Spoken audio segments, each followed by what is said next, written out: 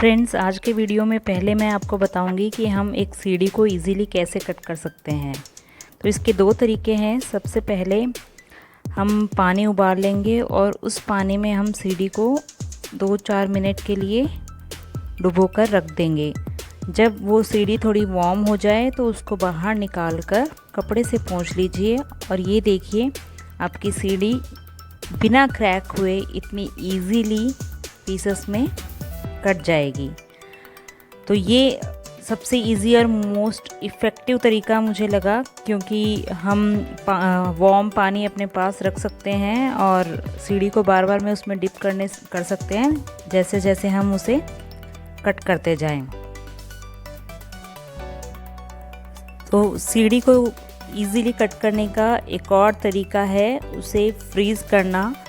उसके लिए हम सीढ़ी को पहले कई देर के लिए रेफ्रिजरेटर में रख देंगे ताकि हमारी सीढ़ी जो है वो ठंडी हो जाए और फ्रोज़न स्टेट में आ जाए।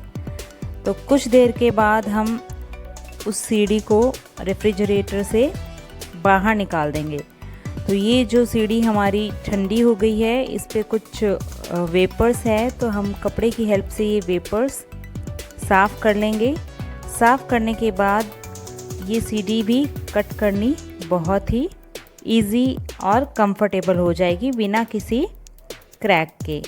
लेकिन पहले वाला मेथड मैं सजेस्ट करूँगी क्योंकि वो ज़्यादा इफ़ेक्टिव है, मुझे ऐसा लगा।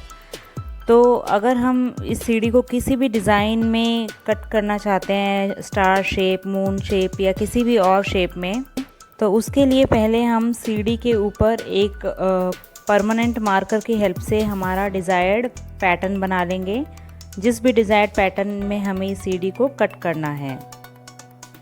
तो आज के DIY के लिए मुझे चाहिए फेदर शेप, क्योंकि आज मैं बनाने वाली हूँ इन वेस्ट सीढ़ी से एक प्यारा सा ड्रीम कैचर।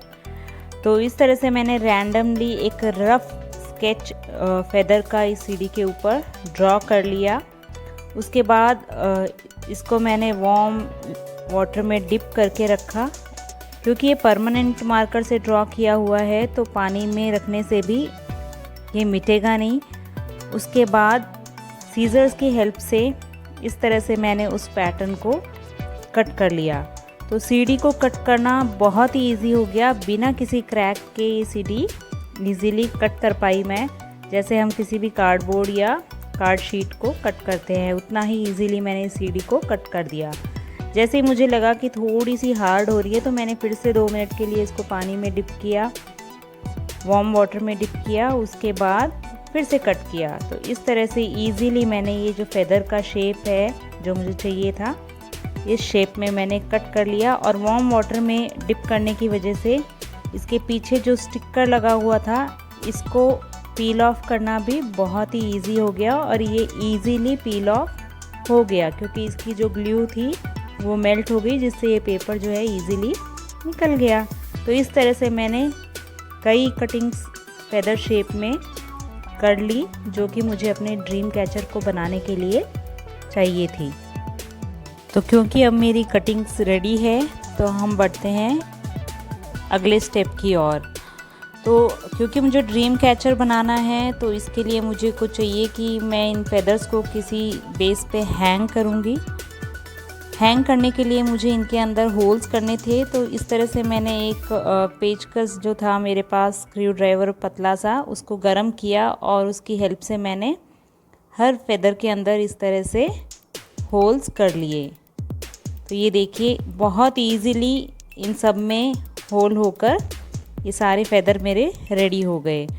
अब इनको कुछ फिनिशिंग लुक देने के लिए, जो भी इनमें फ्लॉज है वो कवर अप करने के लिए, मैंने परमानेंट मार्कर की हेल्प से इस तरह से इसकी आउटलाइन कर ली, बीच में लाइन ड्रॉ करके पार्टीशंस कर लिए और एक फिनिशिंग लुक देने की कोशिश की।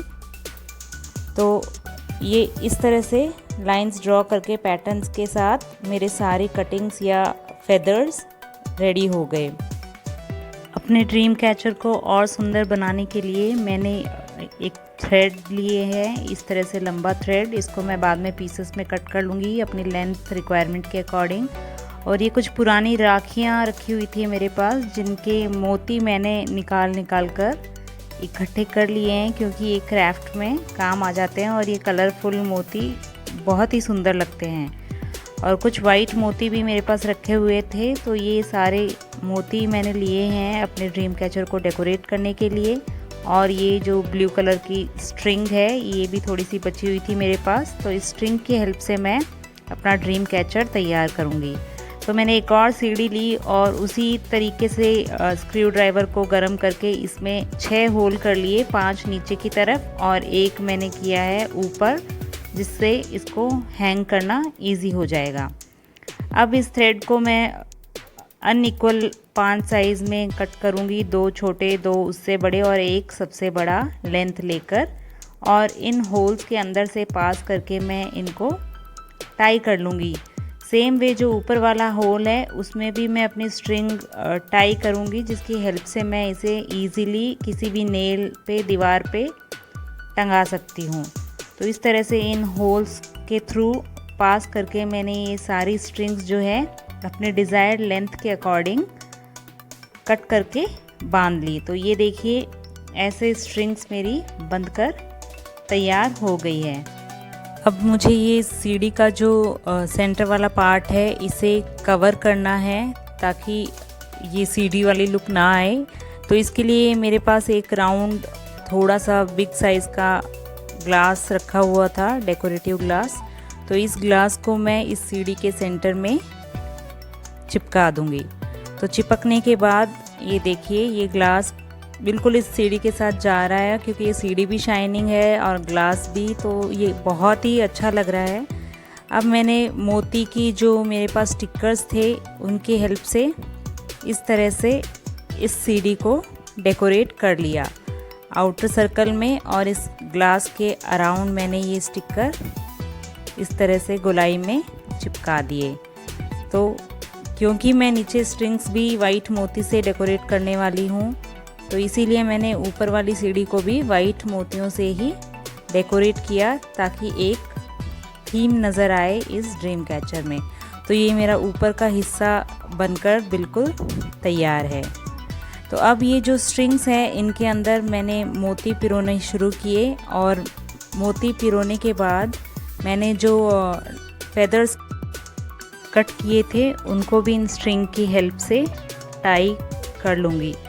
तो जब मेरे सारे मोती और सारी स्ट्रिंग्स बंद कर पिरोकर जब मैंने तैयार कर ली, तो ये बहुत ही खूबसूरत लगी।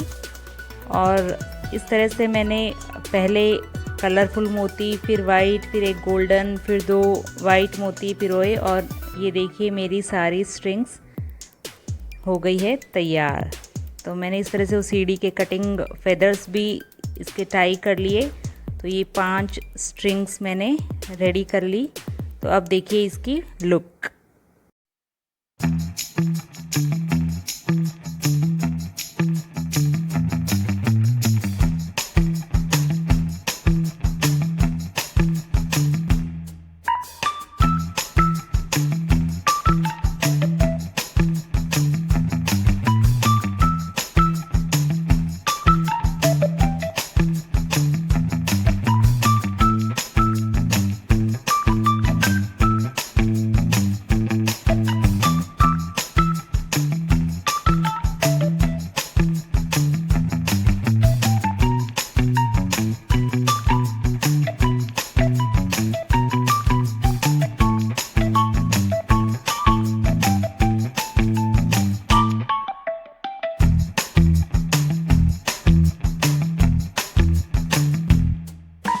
अगर आपको ये वीडियो पसंद आया हो तो लाइक, शेयर एंड सब्सक्राइब करना ना भूलें। Thank you for watching.